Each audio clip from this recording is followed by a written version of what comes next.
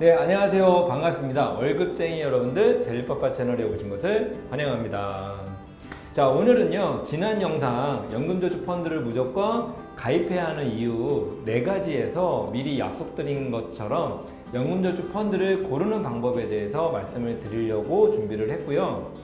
단순히 연금저축 펀드 종목 하나하나를 추천드리는 것이 아니라 펀드 포트폴리오 짤 때 어떠한 기준으로 짜야 되는 건지, 또는 왜 그렇게 짜야 되는 건지에 대한 답을 드릴 수 있는 투자 원칙에 가까운 영상이라고 볼 수 있습니다.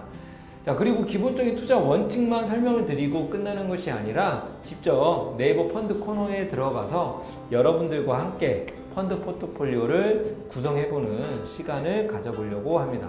자, 연금저축 펀드가 좋다는 건 알겠는데 막상 펀드에 가입하려니 좀 두렵기도 하고, 또 어떤 펀드를 해야 될지 잘 모르겠다라고 하시는 분들 이 영상 놓치지 마시고요, 끝까지 시청 바랍니다. 자, 그럼 시작을 해 보겠습니다. 자, 먼저 앞으로요, 여러분들이 주식이나 펀드 투자를 할 때 꼭 알아두면 좋은 투자 원칙을 하나 소개해 드릴 텐데요. 자, 바로 이 그림입니다.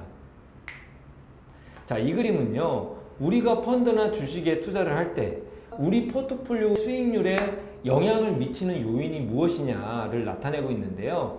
이 그림을 보면 우리가 흔히 쌀 때 사서 비쌀 때 팔려고 노력을 많이 하잖아요. 요걸 마켓 타이밍이라고 하는데, 마켓 타이밍 투자 전략이라고 하는데요. 요거는 1.8%의 영향력밖에 안 된다고 그래요.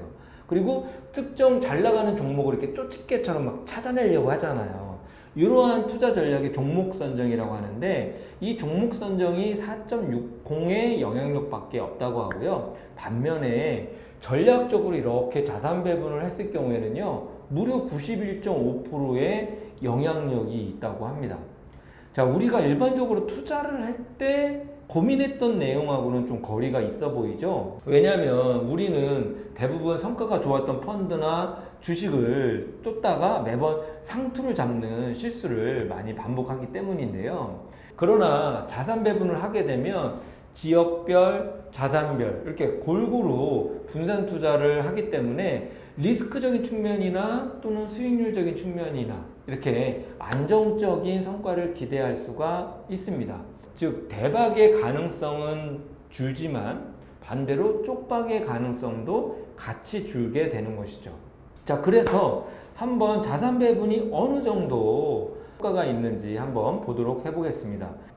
이 그림은요, 2005년부터 2014년도까지 글로벌 자산 성장률을 좀 보기 좋게 이렇게 차트로 만든 것인데요. 자, 보시면 한국 주식은요, 천당과 지옥을 계속 반복적으로 오르내리고 있죠. 그리고 선진국 주식도 약간 변동성의 차이는 있지만 마찬가지로 반복을 하고 있습니다. 자, 반면에 자산 배분을 한 경우에는 어떻습니까? 상대적으로 꽤 안정적인 모습을 보이고 있는 걸 확인할 수가 있고요. 그리고 물론 우리가 자산 배분을 한다고 해서 무조건 수익을 보장하는 것은 아닙니다. 서프라임 사태가 있었던 2008년도의 경우에는요, 한국 주식이 마이너스 40%, 선진국 주식이 마이너스 41%로 하락을 했었는데, 이 경우에도 자산 배분의 경우에는 약 마이너스 20%대로 좀 손실은 봤지만 상대적으로 좀 선방을 했다라고 볼 수 있습니다. 자, 이처럼 자산 배분을 한다고 해서 무조건 수익을 보장하지는 않지만 꾸준하고 안정적인 좀 수익을 내는 것은 좀 확실하다, 이렇게 볼 수 있을 것 같습니다. 자, 이번에는 제가 다른 자료 하나를 보여드릴 건데요. 자, 이 자료는 네이버 펀드 코너에서 확인할 수 있습니다.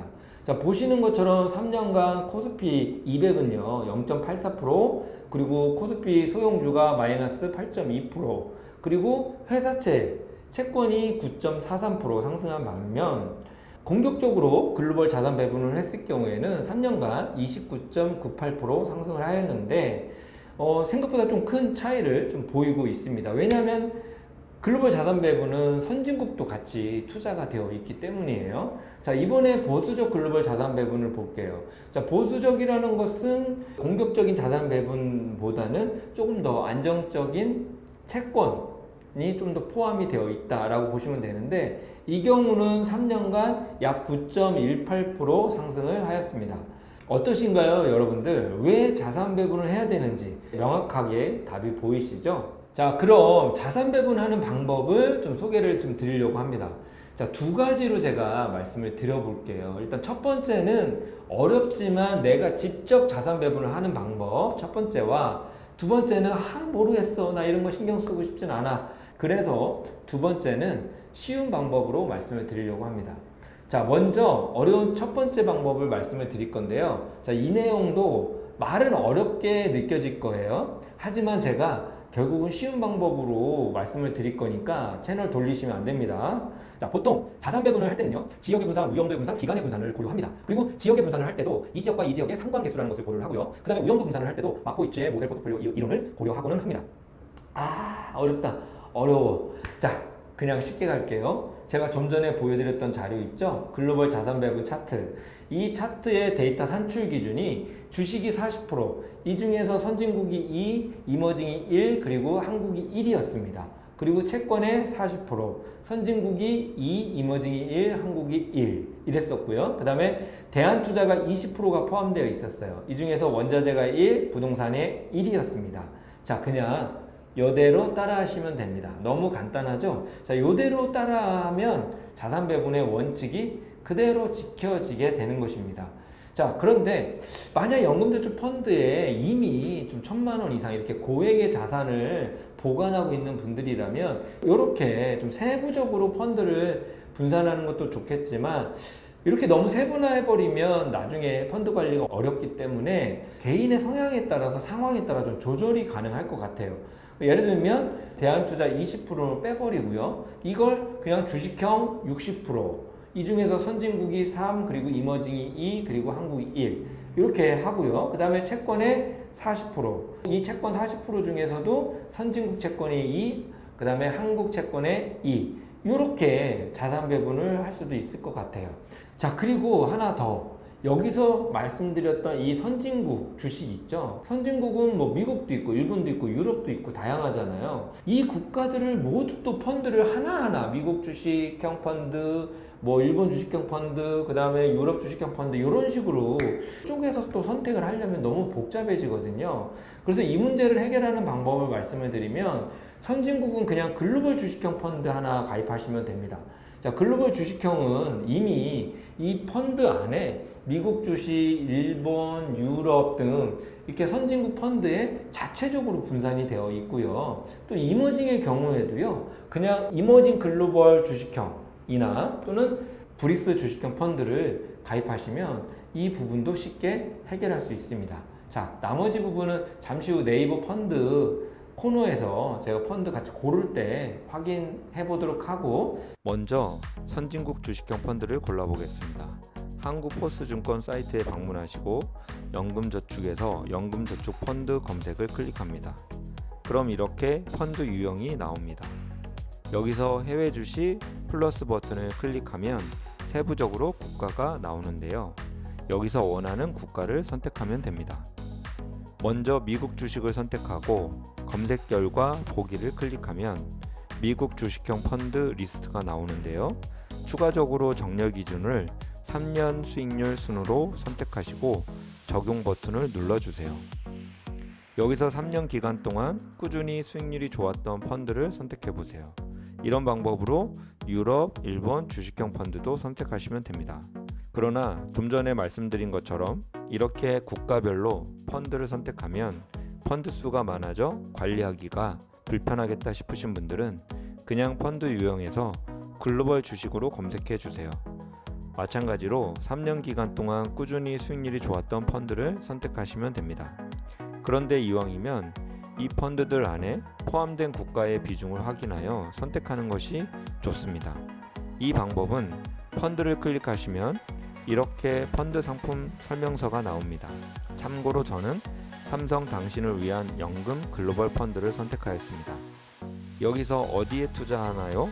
를 클릭하면 투자국가 탑5가 나옵니다. 이 국가들 중에서 선진국의 비중이 높은 펀드를 선택하시면 됩니다. 이번에는 이머징 주식형 펀드를 골라보겠습니다. 펀드 유형에서 글로벌 신흥국 주식을 선택하고 검색 결과 보기를 클릭합니다.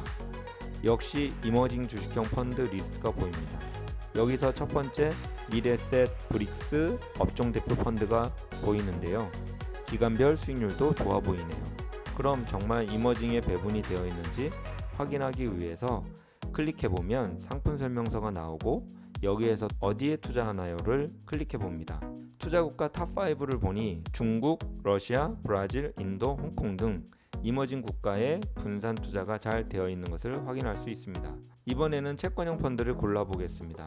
먼저 선진국 채권을 고르기 위해서 펀드 유형에서 해외 채권 플러스 버튼을 클릭합니다. 여기 보면 글로벌 채권도 보이고 유럽, 북미 등 이런 식으로 특정 국가를 선택할 수 있습니다. 마찬가지로 각 국가별 펀드를 고르면 펀드의 수가 너무 많아지니 그냥 글로벌 채권을 클릭해서 검색 결과 보기를 클릭합니다. 이렇게 채권형 펀드 리스트가 보입니다. 이 중에서 기간별로 손실이 적고 수익률이 좋은 펀드를 골라서 클릭해봅니다. 저는 NH 아문디 글로벌 회사채 펀드를 클릭해봤습니다. 그리고 어디에 투자하나요를 클릭해보니 미국, 프랑스, 독일, 영국, 이탈리아 등 선진국 채권에 분산 투자하는 것을 확인할 수 있습니다. 마지막으로 한국 채권형 펀드를 선택해볼게요. 펀드 유형에서 국내 채권 그리고 초단기 채권을 선택한 뒤 검색 결과 보기를 클릭합니다.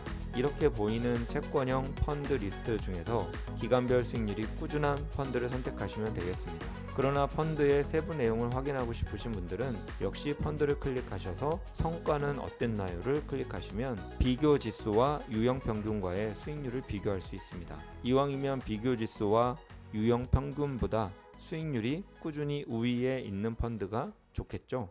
자, 그 다음에 두 번째 쉬운 방법을 말씀을 드려볼게요. 자, 매월 10만원이나 30만원 이렇게 납부를 하실 텐데 이렇게까지 쪼개서 가입하는 거 난 좀 까다롭다 이렇게 느끼시는 분들은 쉬운 방법이 있어요. 자, 뭐냐면 자산 배분형 펀드를 가입하시는 거예요. 자산 배분형 펀드는요 자체가 내부적으로 지역별 또는 위험도별 분산이 되어 있고 또 자체적으로 리밸런싱까지 합니다. 그렇기 때문에 우리는 그냥 이 펀드를 가입하면 자연적으로 자산 배분 효과를 누릴 수가 있고요. 자, 이 부분도 곧이어 네이버 펀드 코너에서 같이 알아보도록 하겠습니다. 자산 배분형 펀드 고르는 법을 설명드릴게요. 자산 배분형 펀드는 공격적 자산 배분과 보수적 자산 배분으로 나뉘기 때문에 먼저 공격적 자산 배분형 펀드부터 말씀드려 보겠습니다. 펀드 유형에서 해외 주식 플러스 버튼을 클릭하시고 맨 밑으로 스크롤을 내리면 글로벌 공격적 자산 배분이 보입니다. 클릭하시고 검색 결과 보기를 클릭합니다. 그럼 이렇게 공격적 자산 배분 펀드가 보입니다. 여기서 펀드 수익률 1년 상위로 리스트를 변경합니다. 왜냐하면 자산 배분형 펀드는 최근에 설정된 펀드가 많기 때문입니다. 그럼 이렇게 변경된 리스트에서 선택하시면 되는데요. 마찬가지로 상품명을 클릭해서 투자 지역과 성과를 확인해 봅니다. 저는 IBK 플레인 바닐라 EMP 펀드를 선택해 봤습니다. 자산 구성 비중을 확인하니 주식 비중이 51%이고 나머지는 안전자산으로 구성되어 있습니다. 이 비중은 조금씩 변할 수 있습니다. 그리고 투자 국가도 미국, 중국, 대한민국, 일본, 타이완 이렇게 선진국과 이머징이 골고루 분산되어 있습니다. 물론 그래도 미국의 비중이 제일 높습니다. 이번에는 보수적 자산 배분 펀드를 고르는 법을 말씀드릴게요. 펀드 유형에서 해외 채권 플러스를 클릭하시고 제일 하단에 보면 글로벌 보수적 자산 배분이 보입니다. 클릭하시고 검색 결과 보기를 클릭합니다. 그럼 이렇게 리스트가 보입니다. 공격적 자산 배분과 마찬가지로 수익률과 투자 국가, 투자 비중 등을 확인하면서 펀드를 골라보시기 바랍니다.